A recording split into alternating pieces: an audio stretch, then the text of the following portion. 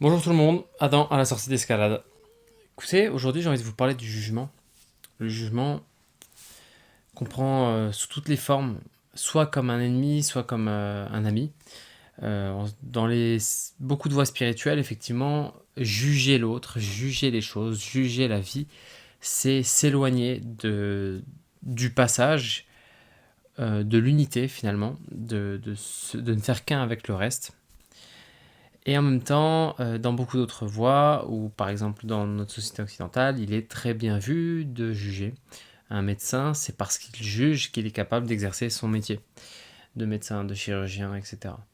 Donc le jugement, il est multifacette et on va en parler rapidement. Vous allez voir que même pour la spiritualité, eh bien, par le jugement, on se rend compte de certaines choses plutôt pratiques et utiles.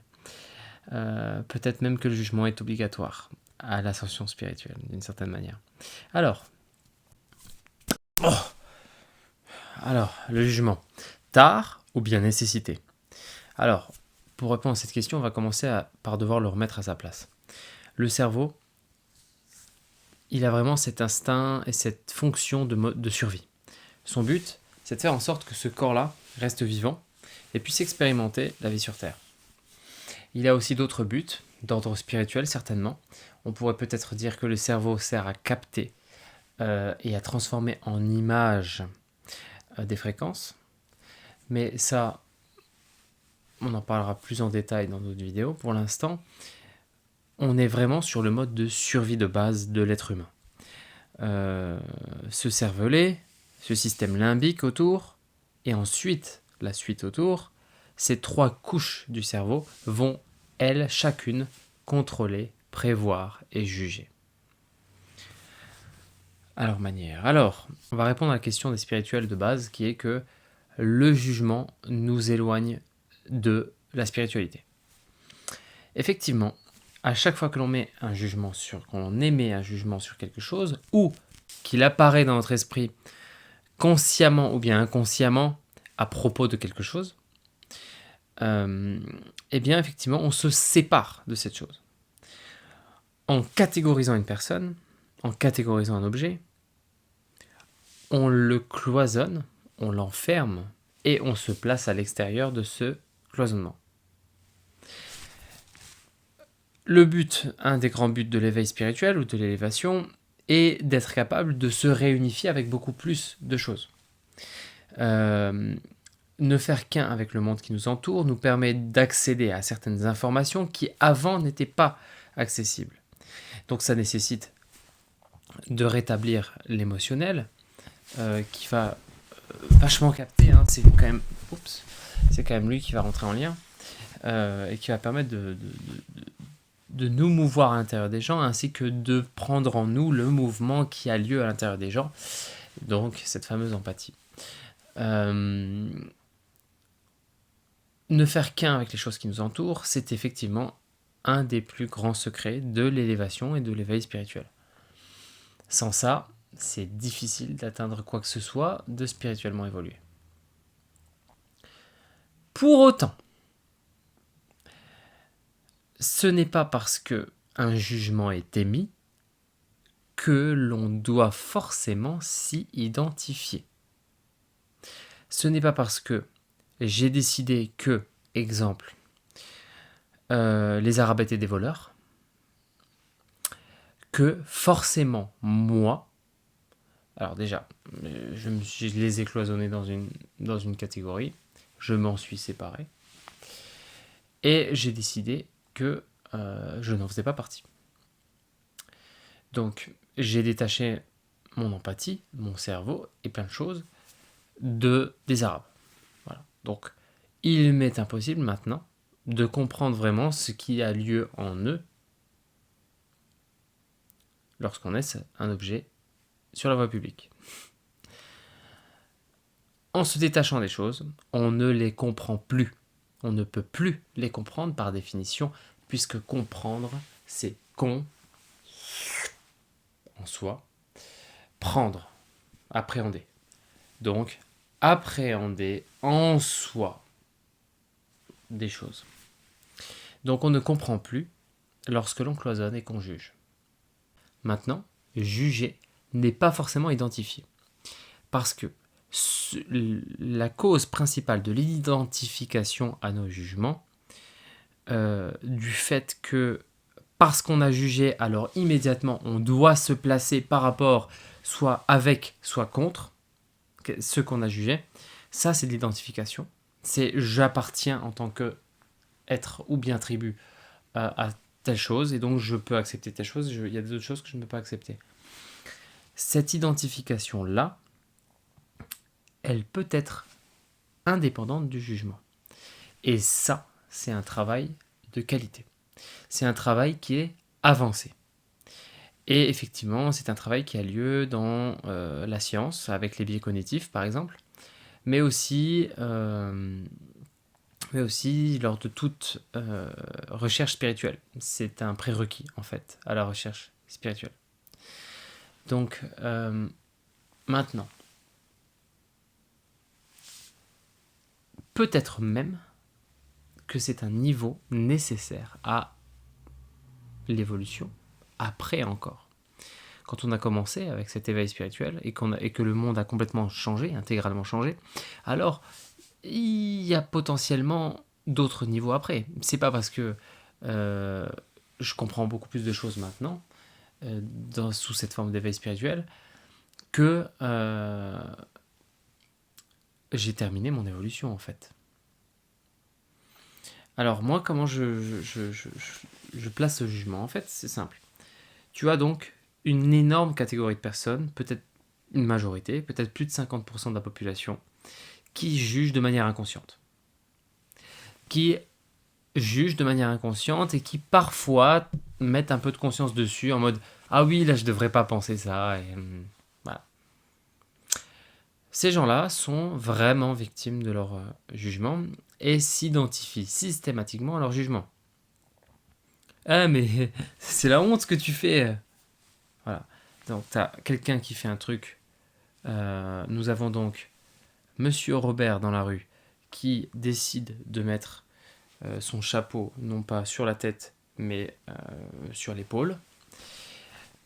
Et Monsieur Beta Lambda va dire « Ah, c'est ridicule ce que tu fais, que ce chapeau c'est fait pour être mis sur la tête ». Voilà, donc là ce qui s'est passé à l'intérieur c'est perception, jugement, identification, je fais partie de l'équipe des gens qui mettent normalement leur chapeau sur la tête, donc cette personne est bizarre. Je suis identifié à ces personnes normales, donc je suis contre cette personne par défaut. C'est bizarre ce que tu fais. Donc, ça c'est le premier niveau. Le premier niveau. Deuxième niveau. On commence à comprendre qu'on juge. Et on a décidé d'observer nos jugements. Ça c'est vraiment le début. Certains pensent déjà pour certains, c'est déjà l'éveil spirituel, en fait. Juste cette réalisation-là. Je juge tout le temps. Et là, je viens de me rendre compte que je juge tout le temps. Et pire encore, toutes les personnes à qui je parle, à qui j'apporte du crédit, jugent tout le temps. Et une bonne partie des personnes à qui j'apporte du crédit jugent tout le temps de manière inconsciente. Niveau 1. Donc, est-ce que je peux leur faire confiance? Hors un contexte particulier, le jugement n'a plus aucun sens. Ne pas mettre ses mains dans la terre parce que c'est sale, eh ben, dès que tu vas dans la campagne, ça n'a plus aucun sens. À Paris, ça a du sens. Le jugement est très très très très lié au contexte et aux bêtises que l'on profère et que l'on partage entre humains. Donc, le niveau 2, c'est la conscience du jugement et du jugement des autres. Et bon sens que ça fait du bien de se rendre compte de ça. On se sent libre, on se sent libéré, parce qu'on arrête nous-mêmes, en nous-mêmes, de nous identifier à nos propres jugements. Et on regagne toute l'énergie qui normalement est employée à faire du cortisol pour être dans un groupe. Parce que si je juge et je m'identifie, je me sens dans un groupe. Et en fait, tout ça, ça génère plein de réactions de type Pitta, cortisol. Le niveau 3. Le niveau 3, c'est je sais que tout le monde juge, je juge aussi tout le temps, mais j'ai accepté ce fait. Dorénavant, je vais me laisser juger, je vais même apporter du crédit à mon jugement, mais je mettrai un point d'honneur à ne jamais m'y identifier. Voici le niveau 3. Voici le niveau 3. Pourquoi c'est le niveau 3 ?